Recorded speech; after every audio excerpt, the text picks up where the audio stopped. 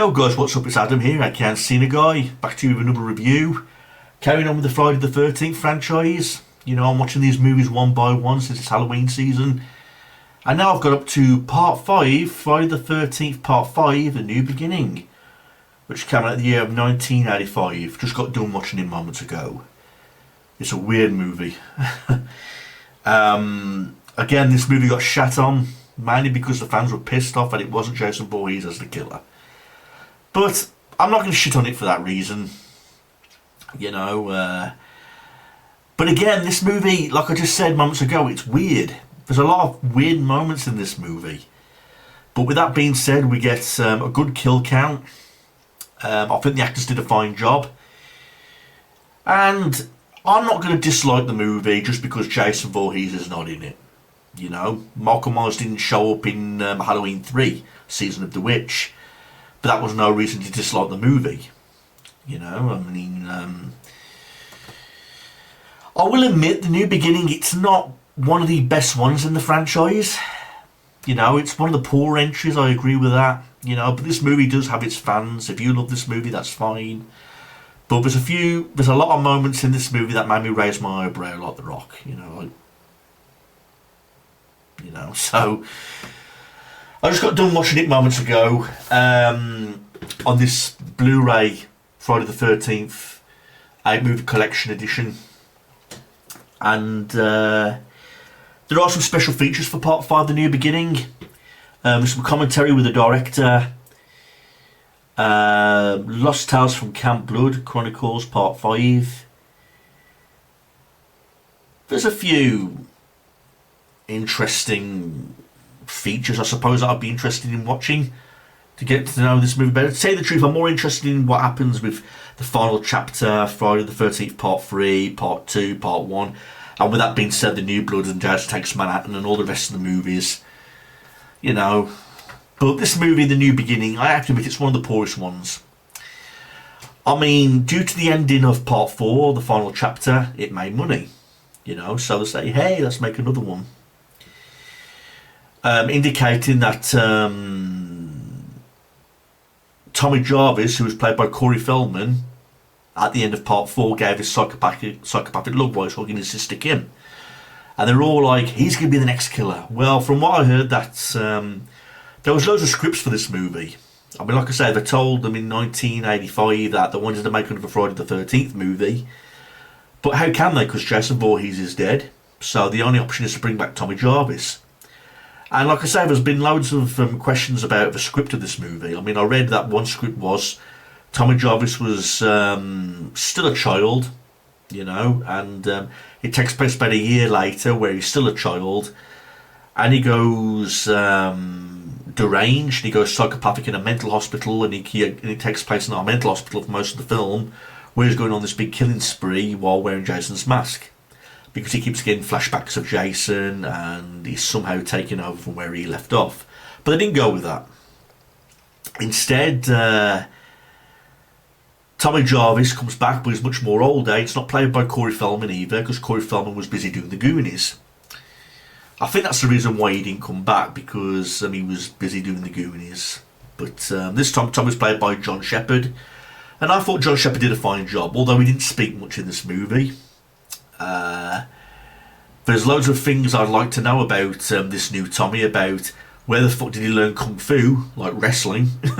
Because there's a scene in this movie where this guy's like pushing him around, and in the end Tommy fucking snaps and does like this Kung Fu FU move like John Cena and all this wrestling manoeuvre or somehow through a fucking table. And I was like, where the fuck did he learn that? Because he wakes up in a hospital. He goes from one place to another. We don't know much about his background. He doesn't see his sister anymore, Kim, which I thought to myself, you know, it would have been interesting what happened to Kim. You know, the rest of his family, because all his family got killed in part 4. So we don't know what happened to his sister Kim, and she was a likeable character.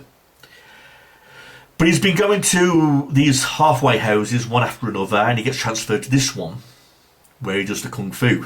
Like John Cena was watching too much wrestling.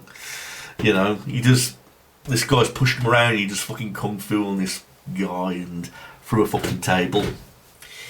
He takes a warming to this one kid, Reggie, I believe his name is, Reggie Winter, played by Chevelle Ross. He wasn't too annoying. And he takes a liking to Tommy Jarvis straight away because of his mask collection and all that kind of stuff.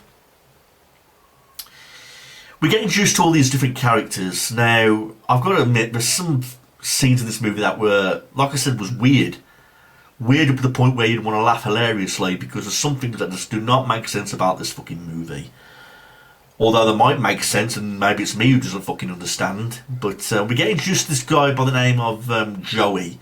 He's overweight, he's eating chocolate, he's annoying these girls who are hanging out this clean washing line, and they're like, Joey! You know, getting irritated by this kid, Joey. And then Joey goes up to this guy who's chopping wood. And it's a halfway house. All these kids are at this halfway house for a reason. They're not mentally right in the head. Particularly this one kid who's chopping up wood. And he's so pissed off, he's so irritated for no fucking reason. When he's chopping the wood, he's like, ugh, ugh, ugh. You know, he's like really chopping this wood angrily. I mean, he's the type of guy, if you're fighting in the wrong direction of him, he'd cut off your balls. You know, he seems that bad-tempered, he seems that aggressive, so angry, full of hatred. So I thought to myself, if this guy's so loopy, if he's so mentally ill, if he's so incapable of controlling his anger, why the fuck would they give him an axe? You know what I mean? This guy is at the halfway house for a reason. He's angrily ill, he's dangerously ill, he's threatening, he's pissed off, and yet you give him a fucking axe. Because the kid Joey is annoying this kid, and he puts the chocolate bar on the wood. He chops the chocolate bar and goes, "Leave me alone!" And he says, like, "Well, if that's how you want it, forget it, Rick, you're out of line." So when he turns his back, he gets an axe to the back and he gets chopped up to fucking pieces. What the fuck did you think was going to happen? You know what I mean? And yet they give this kid a fucking axe to use on some wood. And it shows the kid, Rick, being arrested at the scene. But also at the scene, Joey's body is being took care of by these two paramedics. And another weird thing happens. It gives away who the killer's going to be instantly. The paramedic. Because the paramedic looks at the boy's body, he's like, you know, and it clearly indicates that that's his son, and he's going to be the killer. The paramedic. And here's another thing I don't fucking get. Why is he taking out his frustration on all these kids and all these victims in the movie when they had nothing to do with his son's death? They caught the killer. It was Rick. He's arrested. He knows who the killer is. Why didn't he go after him? Maybe he thought to himself, "Ah, well, he's arrested. He's out the way. Fuck him. I'll just take my frustration out on all the rest of the kids." You know, unless he killed all the other kids because they never accepted the kid, Joey, and they made fun of him for being overweight. Maybe that was a reason. I have no fucking idea. But at the end of the day, the killer in this movie is the paramedic wearing a hockey mask, and he's the father of the boy who got killed. And yet he's taking his frustration out on all these other kids at the halfway house, even though they had nothing to do with Joey's death. So, two things I don't understand so far. Why the fuck would you give this kid an axe if he's mentally unstable, dangerous? And why is like the paramedic going after all these kids when they have nothing to do with his son's death? He knows who the killer is. Why didn't he go after him? Why is he going after all these random kids for, you know, when they have nothing to do with his son's death? So that was kind of weird. But other than that, from then on, it's about the paramedic dressed up as Jason Voorhees. Well, not necessarily dressed up, he's just wearing the hockey mask, got the machete, and he's going on this big kill count spree. And there's a big kill count in this movie. And there's a lot of nudity as well, which I was really shocked by when I rewatched this movie again. I mean, I saw this movie years ago, but after rewatching it again, I just forgot that there was so much nudity in this movie. There's a nudity scene where this girl gets her tits out in front of the mirror. Jason, well, the paramedic, the killer, chops an axe through her stomach. There's a love-making scene where a girl gets some shears through the eyes. There's a scene where this guy is up against a tree and he has like this belt around his eyes, and like the paramedic's like twisting the belt till it like cuts through his skull. That was some great makeup effects. Again, there's a guy who gets, if I remember correctly, it looked like a what do they call them? Like a staff, like, oh, what do they call them now? It's on the tip of my tongue. It'll come to me, but he gets an object through the mouth anyway. The flare, sorry, a flare through the mouth, you know. What else I said? There's this girl called Violet who's like a punk rocker, like a goth. She's like dancing in the room to this music, In His Eyes, which is a cool track. I'd play it, but I'd probably get copyrighted. You know, she gets stabbed, and from what I read, that was supposed to be another death scene with her. Apparently, she was going to get stabbed in the vagina. Well, from what I read online, that's what her death was going to be. She was going to get stabbed with the vagina, but they didn't go with that. Instead, she just got a simple stabbing. So there was a few things cut from this movie. It would be nice to see an uncut of this movie. I mean, in this box set, the only thing I've got uncut is like part 1. Yeah, from this Blu-ray edition, part 1's the only one that's uncut, where the rest are just all normal cut movies.